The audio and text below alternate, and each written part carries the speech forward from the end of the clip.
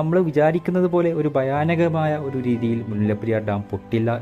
എല്ലാ പ്രാവശ്യത്തിനേക്കാൾ ഉപരിയായി ഈ വർഷം മുണ്ടക്കൈ ദുരന്തത്തിൻ്റെ ബാക്കിയായി മുല്ലപ്പെരിയാർ ഡാമും ഒരു ചൂടൻ ചർച്ചാ വിഷയമായി മാറിയിട്ടുണ്ട്. നമ്മളെ സംബന്ധിച്ച് മുല്ലപ്പെരിയാർ എന്നത് ഒരു ഗ്രാവിറ്റി ഡാം ആണ് എന്നുള്ളതാണ് നമ്മുടെ ചർച്ചാ വിഷയം. ഗ്രാവിറ്റി ഡാം എന്ന് പറയുന്നത് അടിഭാഗം വിസ്തീർണം കൂടിയതും മുകൾ ഭാഗം വിസ്തീർണം കുറഞ്ഞതുമായ ഡാമാണ്. സാധാരണ ഡാം പൊട്ടുന്നത് പോലെ ഒരു ഗ്രാവിറ്റി ഡാം പൊട്ടുകയില്ല. തീർച്ചയായിട്ടും നമ്മൾ വിചാരിക്കുന്നത് പോലെ ഒരു ഭയാനകമായ ഒരു രീതിയിൽ മുല്ലപ്പെരിയാർ ഡാം പൊട്ടില്ല. മുല്ലപ്പെരിയാറിനെ സംബന്ധിച്ച് എപ്പോഴും വെല്ലുവിളിയായി നിൽക്കുന്നത് മുല്ലപ്പെരിയാർ ഡാം സ്ഥിതി ചെയ്യുന്നത് ഒരു ഭൂചലന സാധ്യതയുള്ള സ്ഥലത്താണ് എന്നുള്ളതാണ്.